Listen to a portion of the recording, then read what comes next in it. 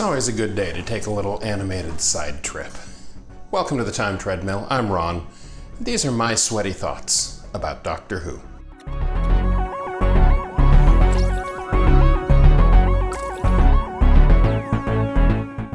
When I talk about this era being the pinnacle of modern Doctor Who, part of what I'm talking about is how right at this moment in 2007, there are so many direct spin-offs from Doctor Who happening.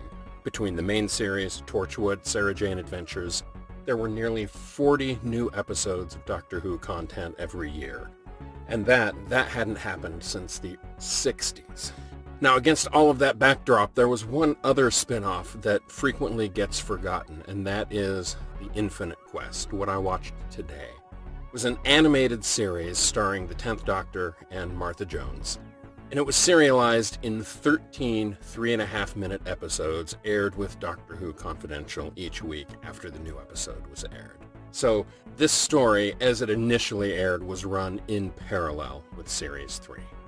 Now, if I was an absolute time date pedant, I would be watching one short episode of this every day following my main Doctor Who episode. But that's kind of difficult to do, even if I really wanted to, because of the way it's packaged up on the DVD. It's packaged as one single feature-length Doctor Who episode. So that's what I watched today, and it's thoroughly enjoyable.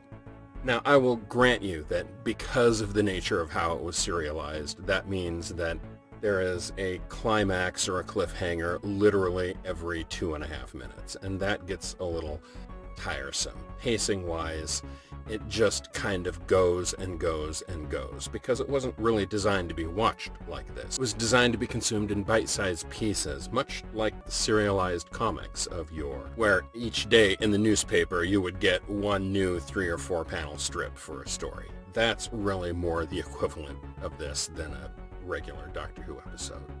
But even so, this is a very imaginative, galactic-spanning quest with the Doctor and Martha reeled in to find all 4 pieces of the whatever so that they can get to the infinite whatever that grants the fondest dream.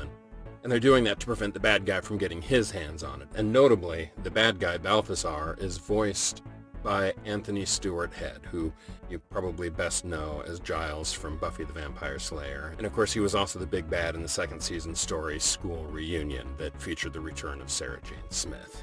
The animation in this is very, very good. It's obviously primarily or possibly entirely computer generated, although it looks like cell animation, but it's very obviously computer assisted animation. It's definitely not hand-drawn cells, and you wouldn't expect it to be for this kind of content.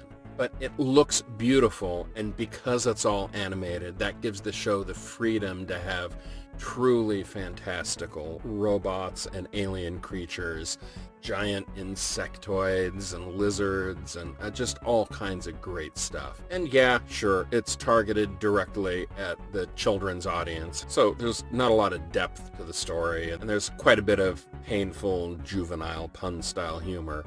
But even all of that is fine. It's a rip-roaring, fun story, and I highly recommend it.